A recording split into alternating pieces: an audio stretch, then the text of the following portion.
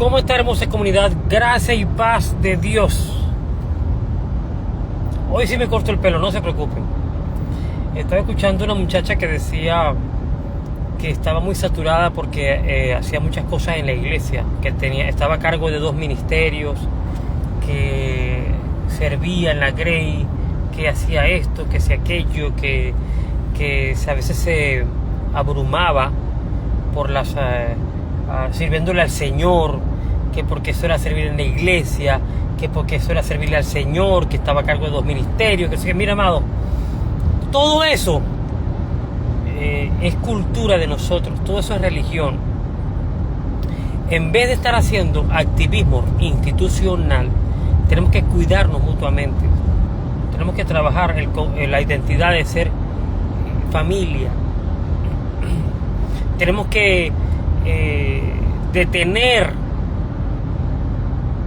el activismo religioso para escucharnos, para abrazarnos, para desarrollar identidad de fraternidad, de pequeña comunidad. Mientras usted más le compre el concepto del libre crecimiento, que obliga a la organización religiosa a cada vez ser más numerosa, y a eso le dan el significado de crecimiento espiritual, que no lo tiene. Mientras más gente se reúne a hacer un activismo estandarizado, menos crecimiento espiritual hay. Amado, lea la Biblia. El crecimiento espiritual es un ejercicio corporativo, pero de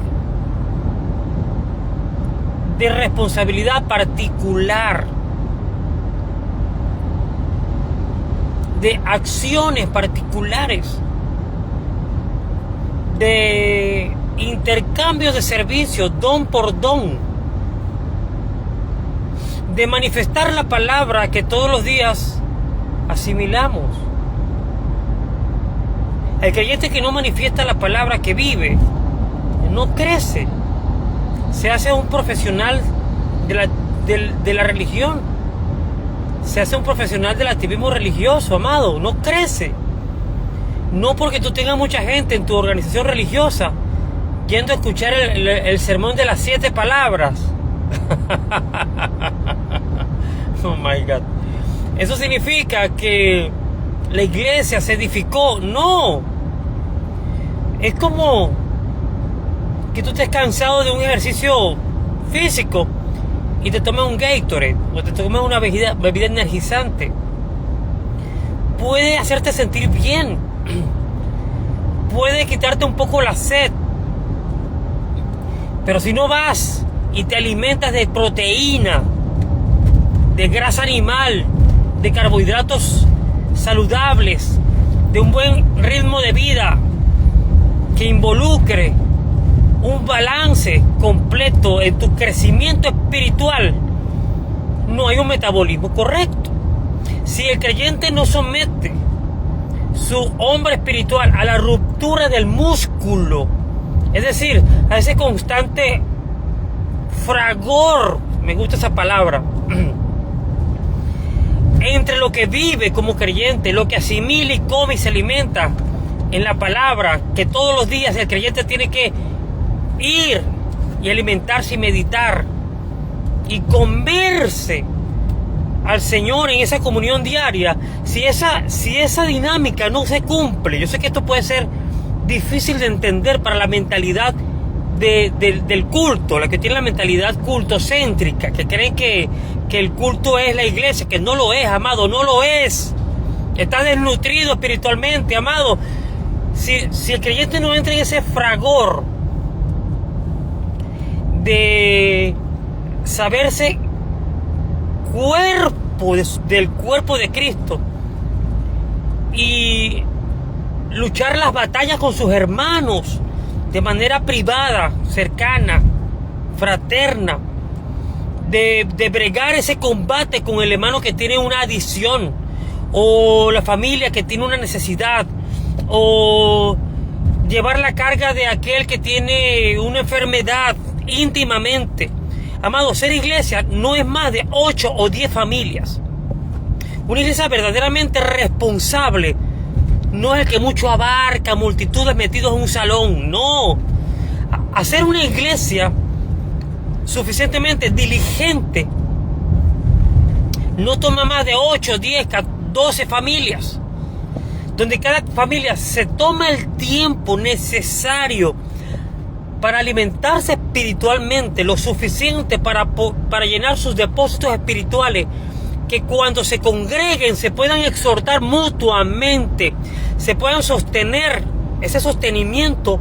Cuando tú ves el ánimo caído, que en estos tiempos es por todos lados, en estos tiempos es por todos lados, el ánimo caído, que tú vienes preparado suficientemente bien como corresponde para darle consuelo a aquel hermano que perdió algo, o a aquella familia que le negaron algo. Amado, esto se trata la vida en la fe, es un mutuo sostenimiento. Solos no podemos y andamos solos.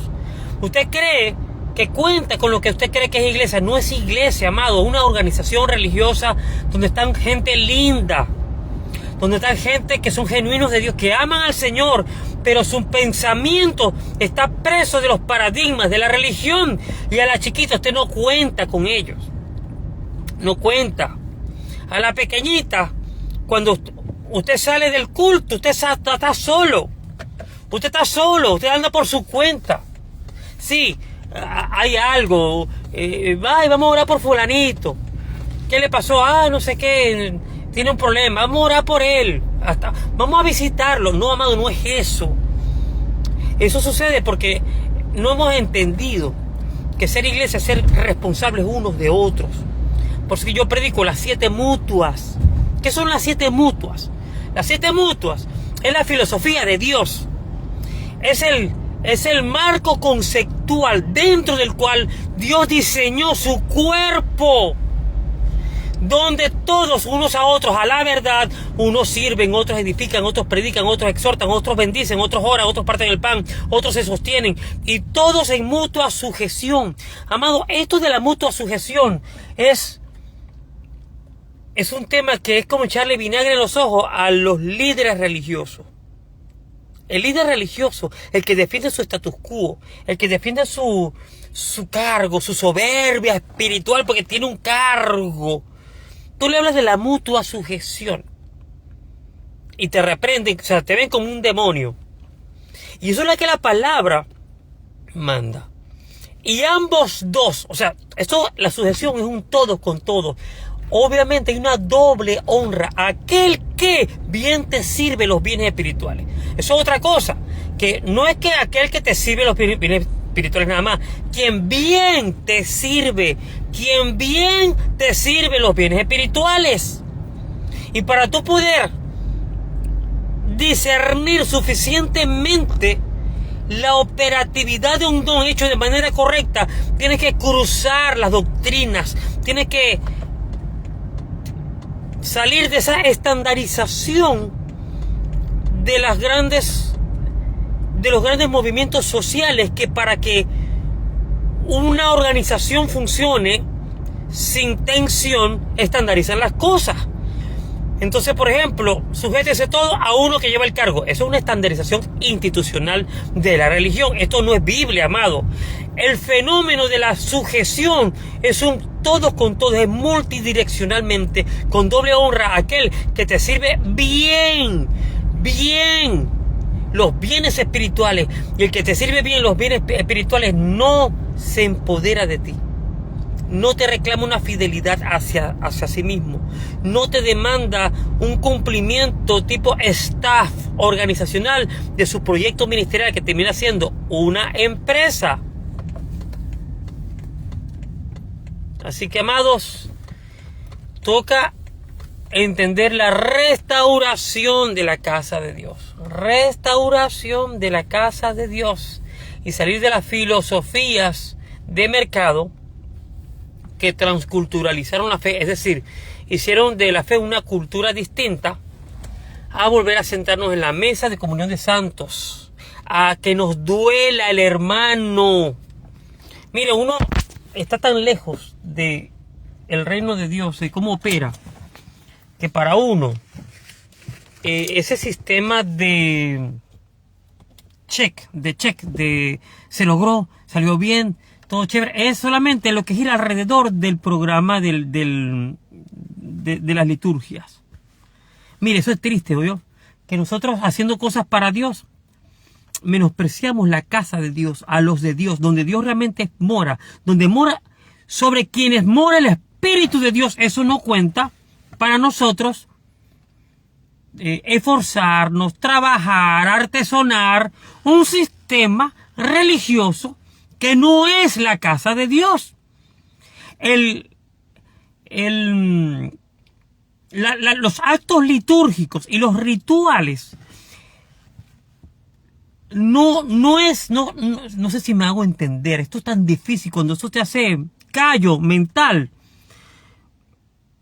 Es un sistema de esclavitud espiritual. No te permite el discernimiento de entender la medida que hay que llenar, para lo cual Dios te puso una porción de gracia. Cuando tú sustituyes o restauras el marco conceptual del reino de Dios, entendiendo la verdadera identidad de ser iglesia, que es un cuerpo de creyentes que se cuidan entre sí, todo lo que suene a programa lo saca afuera, porque eso sustituye la sensibilidad que debe de tener el cliente constantemente. Esto es constante, dejando que el Espíritu te indique cuál es la operatividad perfecta en un momentum, para lo cual el don que ha sido puesto en ti, dispuesto antes de la fundación del mundo, debe de manifestar la porción de gracia que permita un crecimiento corporativo a la estatura y la plenitud de Cristo, a un varón perfecto. La iglesia no entiende esto, está cegado a esto, no entiende nada de esto. Lo que busca es hacer el check de que todo salió bien en la liturgia. Eso es todo. En el programa de culto. Eso es todo. No, amados, no. Así que vengo a compartirte esta exhortación. Porque seguramente en esta semana tú crees que es una Semana Santa, pues te metieron eso. Eso nos lo metieron a mí también. Me pusieron a celebrar rituales. ¿Cuál es el mayor ritual? El sermón de las 7 palabras. Amado, la iglesia tiene que entender la pertinencia de ahorita, la urgencia. Y donde está la gente urgida es en el consuelo, en el volver a animar la fe que está de capa caída.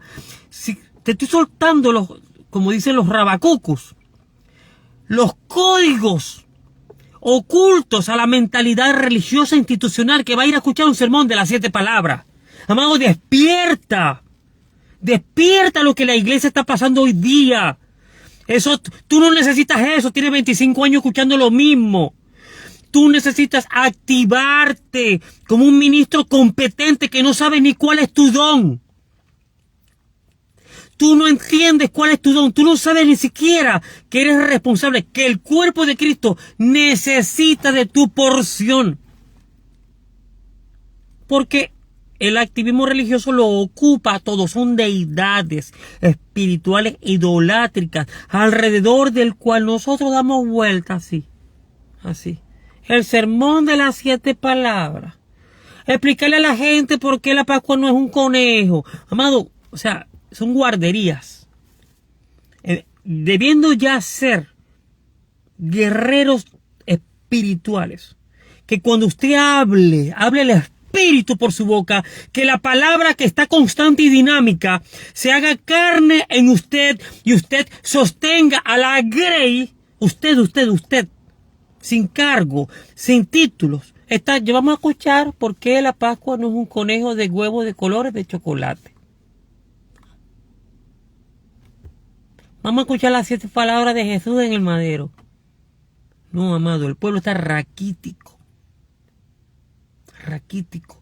Ponte los pantalones como un ministro competente y empieza a profundizar en la palabra. ¿Cuál es la porción de gracia que a través de ti va a ser un ladrillo para el edificio espiritual de la iglesia? En vez de estar todo el tiempo, consume y consume, come y come, consume y consume. Contenido teológico teórico, contenido teológico emocional, contenido teológico sensacionalista. Ya, amado, ya. Ya has consumido lo suficiente. Despierta, actívate, levántate. Tu familia te necesita como un ministro competente del nuevo pacto que ya eres, pero tú no has entendido y vives celebrando liturgias.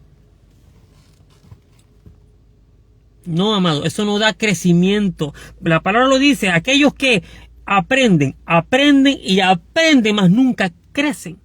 El crecimiento es el resultado de una metamorfosis. Y la metamorfosis espiritual es el resultado de la vida de Cristo en el creyente. Cada creyente, como un ministro competente, consume a Cristo. ¿Y cómo es eso? ¿Qué significa esto, amado? En su vida privada, en la comunión de los santos, en el unos a otros, estando expuesto al don de los demás. La gracia se manifiesta de manera multiforme y usted va consumiendo a Cristo que se manifiesta en la porción de gracia de sus hermanos. Por eso que el culto romano de la religión evangélica no puede permitir que Cristo se manifieste, porque Cristo no cabe en el sermón de una persona. Esto es un ejercicio multiforme. Bueno, pasaba por aquí para compartir esta exhortación. Dios te guarde multiforme gracia. Que la gracia y la paz de Dios te permitan entender la responsabilidad de ser un ministro competente del nuevo pacto.